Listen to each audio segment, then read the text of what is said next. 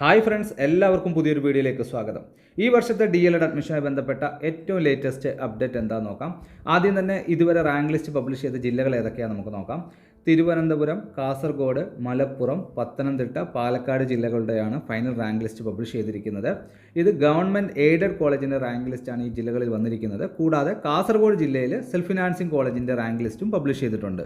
മറ്റുള്ള ജില്ലകളിലും ഉടൻ തന്നെ സെൽഫ് ഫിനാൻസിങ്ങിൻ്റെ റാങ്ക് ലിസ്റ്റും പബ്ലിഷ് ചെയ്യുന്നതാണ്.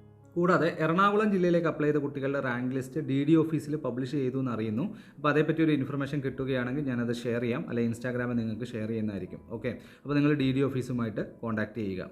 ഇനി അടുത്തതായിട്ട് നമ്മൾ നോക്കുന്നത് പാലക്കാട് ജില്ലയുടെ ആ റാങ്ക് ലിസ്റ്റ് വന്ന വിവരമാണ്. അപ്പോൾ നിങ്ങൾ ഈ ഒരു പാലക്കാട് ജില്ലയുടെ റാങ്ക് ലിസ്റ്റ് ചെക്ക് ചെയ്യാൻ വേണ്ടി ഈ ഒരു വെബ്സൈറ്റിലേക്ക് വരിക. വെബ്സൈറ്റിൻ്റെ ലിങ്ക് ഞാൻ എൻ്റെ ഡിസ്ക്രിപ്ഷനിൽ കൊടുത്തിട്ടുണ്ട്. ഇവിടെ നിങ്ങൾക്ക് കാണാൻ സാധിക്കും DLED 2024-26 rank list and interview schedule. നിങ്ങൾ ആ ഒരു ലിങ്കിൽ ക്ലിക്ക് ചെയ്യുക.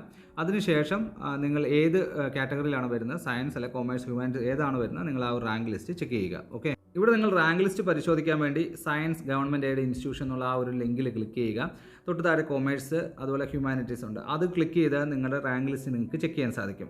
അപ്പോൾ ഇൻ്റർവ്യൂവിൻ്റെ ഡേറ്റും സമയം എല്ലാം ഇവിടെ കൊടുത്തിട്ടുണ്ട്. കൂടാതെ തമിഴ് മീഡിയത്തിലേക്ക് അപ്ലൈ ചെയ്ത കുട്ടികളുടെ റാങ്ക് ലിസ്റ്റ് ചെക്ക് ചെയ്യാൻ വേണ്ടി നിങ്ങൾക്ക് ഇവിടെ കാണാൻ സാധിക്കും. Science Tamil, humanities Tamil, commerce Tamil. നിങ്ങൾ ആ ഒരു ലിങ്കിൽ ക്ലിക്ക് ചെയ്ത് നിങ്ങളുടെ റാങ്ക് ലിസ്റ്റ് ചെക്ക് ചെയ്യാവുന്നതാണ്. അപ്പോൾ ഷുവർ ലിസ്റ്റിലുള്ളവർക്ക് അഡ്മിഷൻ ഉറപ്പാണ്. നിങ്ങൾ നിങ്ങളുടെ ഒറിജിനൽ സർട്ടിഫിക്കറ്റുകളായിട്ട് പോയി സർട്ടിഫിക്കറ്റ് വെരിഫിക്കേഷൻ ഇൻ്റർവ്യൂ എന്ന് പറയുന്നത്. അപ്പോൾ ഇൻ്റർവ്യൂ അറ്റൻഡ് ചെയ്ത് നിങ്ങൾക്ക് അഡ്മിഷൻ എടുക്കാവുന്നതാണ്.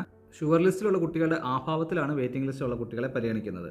അപ്പോൾ ഷുവർ ലിസ്റ്റിലുള്ള കുട്ടികളിൽ ആരെങ്കിലും വരാതിരിക്കുകയാണെങ്കിൽ ആ ഒരു വേക്കൻസിയിലേക്ക് അതേ കാറ്റഗറിയിലുള്ള വെയിറ്റിംഗ് ലിസ്റ്റിലുള്ള കുട്ടിയാണ് പരിഗണിക്കുന്നത്. ഓക്കെ, അപ്പോൾ ഇത്രയും കാര്യങ്ങളാണ് മെയിനായിട്ട് പറയാനുള്ളത്. അപ്പോൾ വെയിറ്റിംഗ് ലിസ്റ്റുള്ള കുട്ടികൾ ഇപ്പോൾ നിങ്ങൾ TC ഒന്നും കൊണ്ടുപോകേണ്ട ആവശ്യമില്ല. നിങ്ങൾക്ക് അഡ്മിഷൻ ലഭിച്ചതിന് ശേഷം TC ഒക്കെ ഹാജരാക്കിയാൽ മതിയാവും. ഇനി നിങ്ങൾക്ക് എന്തെങ്കിലും സംശയം ഉണ്ടെങ്കിൽ കമൻറ്റായി രേഖപ്പെടുത്തുക. കൂടാതെ ഇൻസ്റ്റാഗ്രാമിൽ നിങ്ങൾക്ക് മെസ്സേജ് അയക്കാവുന്നതാണ്.